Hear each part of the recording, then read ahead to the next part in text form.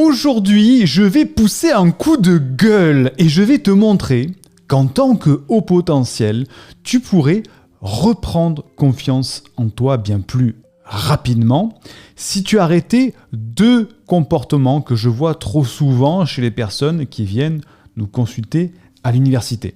Alors, je te promets pas que tu vas passer d'introverti, timide et d'un coup à une star du rock'n'roll, mais en écoutant ce que je vais te dire, tu vas voir que c'est possible de changer ton comportement rapidement pour enfin prendre confiance en toi. C'est ce qu'on voit dans cette vidéo.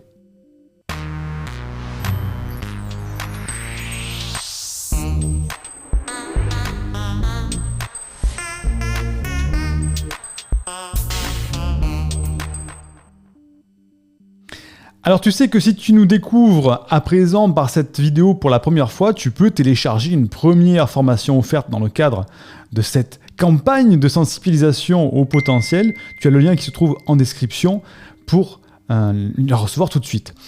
Petite parenthèse, pour ceux qui regarderont la vidéo en direct, donc si tu la regardes en 2035, peut-être que ça sera plus d'actualité je pense, mais en tout cas en ce moment, on fait quelque chose d'historique, c'est-à-dire qu'on est en train de lever toutes les formations qu'on avait disponibles pour les hauts potentiels. On a un catalogue de 12 formations pour les hauts potentiels et pour les victimes de peurs narcissiques. Et en ce moment, on fait un pack complet de toutes les formations à un prix historiquement bas.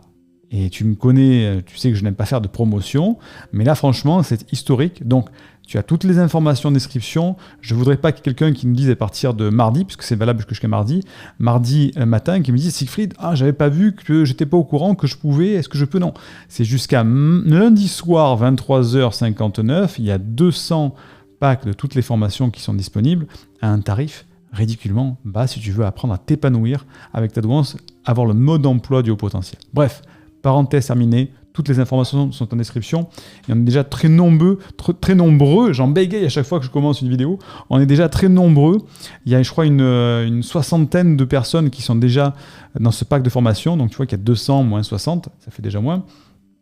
Et c'est que jusqu'à mardi soir, on a des retours extraordinaires de ces formations. C'est pas parce que c'est les nôtres, c'est parce qu'on reçoit beaucoup de mails par rapport à ça. Donc si tu sens que c'est le moment, vas-y, le lien est en description. Je reviens sur le sujet de cette vidéo qui est justement de reprendre confiance en soi. Attention, il y a une limite pour ce que je vais dire. Ce n'est pas pour tout le monde. Je vais pousser un coup de gueule aujourd'hui, mais il y en a marre de voir ça et surtout des comportements que ça entraîne chez le potentiel. Donc, si ton truc, c'est d'écouter des choses assez mainstream et rester dans les rangs, ça va pas te plaire. Mais comme je sais que tu es au potentiel, tu vas me comprendre et tu vas voir ce que je veux dire. Donc, aujourd'hui, il y a 3 caractéristiques récurrentes chez le haut potentiel. Le manque de confiance, la propension à se remettre en question et le doute.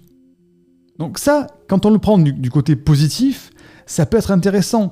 Se remettre en question, douter, c'est bien, mais sauf que le haut potentiel, lui, c'est handicapant pour ça. Donc, bilan de ça et d'autres choses, d'autres problématiques avec le haut potentiel, c'est que tu n'arrives pas à t'affirmer, tu ne prends pas ta place et tu subis ton entourage, ce qui t'oblige à renforcer ton faux self pour te faire accepter. Et ce dont tu as vraiment besoin, si tu as tous ces problèmes que je viens de t'expliquer, si vraiment tu as ces problèmes-là, tu le sais, tu as besoin d'une méthode facile pour retrouver ou pour trouver comment modifier ce comportement adaptatif pour reformater, reprogrammer ton fonctionnement et le rendre plus aligné avec la personne que tu es au fond de toi, c'est-à-dire ton vrai self. Ok ? Donc, la grande idée derrière ça, c'est qu'il y a 2 comportements qu'il faut changer. Premier comportement, c'est qu'aujourd'hui, pour qualifier un haut potentiel, et c'est là qu'il est mon coup de gueule, on a, dans le langage courant, adopté le qualificatif de zèbre. Alors c'est la psychologue clinicienne Jeanne Siofachin qui a fait un travail exceptionnel de recherche et de communication sur le potentiel. Je ne remets pas en doute son travail. Mais je suis désolé, il faut arrêter avec ce de zèbre. c'est n'importe quoi. C'est un canasson. Est-ce que tu penses que tu vas reprendre confiance en toi si on te qualifie, si on te compare à un canasson? Le zèbre, c'est un canasson, c'est la famille des chevaux. Faut arrêter, quoi. Ah oui, alors reprends confiance en toi. Par contre, l'animal qui te caractérise le mieux, c'est un petit canasson. Faut arrêter avec ça. En tant que coach ou en tant que thérapeute, je dois te donner les outils pour que tu prennes confiance en toi de manière autonome. En te disant que tu es un canasson, ça te rabaisse. Il fait quoi le zèbre dans la savane? C'est le clown de la savane. Il n'a rien d'exceptionnel. Il n'a pas de qualité, le zèbre, dans la savane. Ah oui, on le voit, il est blanc, on remarque que lui, mais qu'est-ce qu'il fait? Rien. Il n'y a rien d'exceptionnel. Donc, qualifier un potentiel de canasson, c'est vraiment dévaloriser toute l'étendue de la potentialité d'un haut potentiel. C'est le cas de le dire. Le zèbre, ni il est fort, ni il est rapide, ni rien. Il est juste visible et c'est tout. Donc, oh là là, oui, nous les zèbres, nous les canassons, quoi. Non, faut arrêter avec ça. Faut arrêter de se comparer à un canasson. Je suis désolé, le qualificatif, l'exemple, l'analogie, la métaphore n'est pas bonne du tout. Donc, ce putain de zèbre, arrêtez d'en parler, bon sang. Ça va pas. Alors, je dis pas que mon idée est meilleure, parce que c'est pas ça. Mais moi, je préfère appeler ça les X-Men. Les hauts potentiels sont des X-Men. Et je te recommande d'aller voir ce que c'est qu'un X-Men. Tape sur Google, X-Men, Marvel. Un X-Men, je le répète une dernière fois pour faire référence dans cette vidéo. Un X-Men, c'est un super-héros. C'est dans le dessin animé Marvel, on en a fait des films, il y a une série de je sais pas combien de films sur les Marvel, sur les X-Men. Un X-Men, c'est un super-héros. Mais ce super-héros, c'est pas le Superman qui arrive avec sa cape rouge. C'est quelqu'un de normal, un être humain, qui a eu une évolution génétique et qui a donc muté en quelque sorte et qui se retrouve avec des pouvoirs anormaux. Il y en a un qui va tirer des rayons laser, il y en a un qui va réussir à glacer tout le monde, il y en a un qui va arriver à paralyser, l'autre qui va être imperméable aux balles. Bref, ils ont chacun un don, mais comme quand ils viennent au monde, ils ne savent pas maîtriser ce don, on les rejette, ces X-Men. Ils sont rejetés dans la série des X-Men, tu le verras bien. Ils sont rejetés. Leurs camarades de classe se moquent d'eux parce qu'un a la peau bleue, l'autre, quand elle touche un truc, l'arbre se met à geler ou ça provoque des accidents. Ils sont maladroits. Ils ne savent pas canaliser leur douance, ces X-Men. Ça commence à te parler, ça, un peu mieux?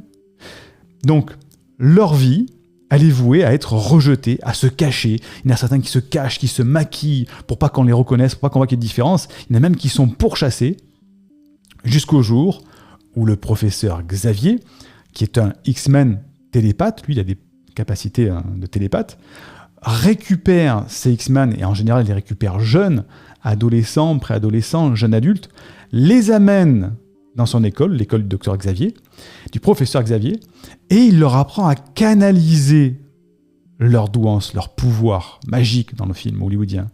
C'est-à-dire que, celui qui tire des rayons laser avec ses yeux dès qu'il ouvre les yeux, il lui apprend à canaliser ça avec une paire de lunettes spéciales qui empêche de brûler et de tuer tout le monde.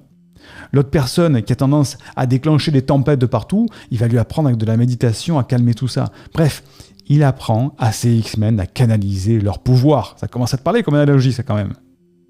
Jusqu'au jour où, les plus aguerris forment les plus jeunes, c'est-à-dire les X-Men les plus aguerris qui ont réussi à canaliser, forment les plus jeunes qui arrivent, et ça met en marche un cercle vertueux dans cette école du professeur Xavier. Et bien sûr, ces X-Men, qu'est-ce qu'ils font? Quand ils ont canalisé leur pouvoir, reviennent dans le monde des normaux, pour les sauver, en fait, en quelque sorte, des super vilains, des super méchants, parce qu'ils ont un pouvoir canalisé, et qui sont là pour faire le bien. Donc, je suis désolé, je préfère largement appeler un haut potentiel un X-Men, plutôt qu'un canasson, qu'un zèbre. Je suis désolé. Tu pourras me dire en commentaire ce que tu en penses. Je suis ouvert à toutes les discussions. Je comprends qu'on ne soit pas d'accord avec moi, mais de mon point de vue, dans ma pédagogie de coach, je ne peux pas permettre de dire « Écoute, pour aller mieux, pour reprendre confiance en toi, il faut que tu te compares à un canasson. Tu es un petit canasson, tu es un petit zèbre. Voilà. T'es bien gentil dans la forêt, dans la savane. On te voit, mais tu sais rien faire. Voilà. Non, tu es un X-Men, tu as un potentiel de malade au fond de toi. On t'a rejeté.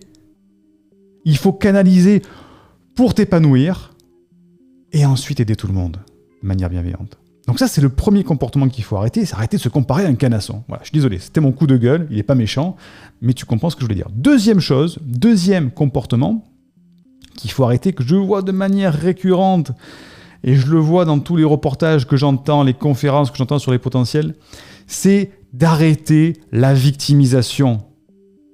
Arrêtez, et là je te parle en tant qu'au potentiel, peut-être que tu en fais partie, arrête de toujours mettre en avant ta différence. Arrête de revendiquer ta différence. Non, faut arrêter avec ça non plus là. On n'est pas là pour se victimiser. Oui, mais en fait, c'est parce que je suis un zèbre, je suis en potentiel, donc c'est à cause de ça, c'est à cause de ma zébritude que je suis comme ça, je peux rien y faire. C'est ma maladie. C'est ma maladie. Hein. C'est comme ceux qui disent que c'est ma maladie, je peux rien y faire, je vis avec. Non, c'est pas ça. Ça s'appelle de la victimisation, ça. Et ça marche pas ici. Donc, il faut arrêter de revendiquer sa différence. Ah oui, mais en fait, tu comprends, moi, si je suis comme ça, c'est parce que je suis zèbre, tu comprends, je suis zèbre. Ah ouais, mais toi aussi, t'es zèbre. Bah oui, bah effectivement, mais tu comprends, on se comprend entre nous, on ne peut pas faire des choses parce qu'on n'est pas comme les autres, tout ça, on est différents. Faut arrêter. Vous avez et je le dis maintenant parce que ça fait quelques minutes, un putain de pouvoir au fond de vous. Un potentiel illimité de faire des choses incroyables. Seulement, il faut arrêter de se victimiser. À la fois de manière négative, à la fois de manière positive. Négative, c'est « je suis un zèbre, je suis comme les autres, je sais pas quoi ». Négatif. Et positive, « ouais, mais moi je suis un zèbre parce que je fais pas les choses différentes ». Non, on arrête. C'est canaliser tout ça, canaliser cette surefficience, apprendre à comprendre son fonctionnement pour grandir, maîtriser son potentiel, s'épanouir avec et aider les autres. Ça, c'est intéressant. Donc, il y a ces deux comportements. Je ne devrais pas dire qu'il faut arrêter parce que je ne serais pas un bon accompagnant en disant ça, mais deux comportements toxiques par rapport à la prise de confiance que tu dois avoir. Se comparer à un canasson et victimiser par rapport à son haut potentiel. Non, ça, c'est un comportement où tu n'auras jamais confiance en toi. Pour reprendre confiance en toi, compare-toi à quelque chose, prends comme exemple, comme analogie quelque chose qui te donne confiance, qui te donne de la fierté, et arrêtez de te cacher derrière la victimisation, positive ou négative. Et à partir de ces deux changements de comportement, tu vas voir que ça va générer des choses. D'un coup, au niveau de la confiance en soi, c'est vrai, je ne suis pas un canasson, moi, tu vois, je ne suis pas un canasson, je suis autre chose, je suis un X-Men.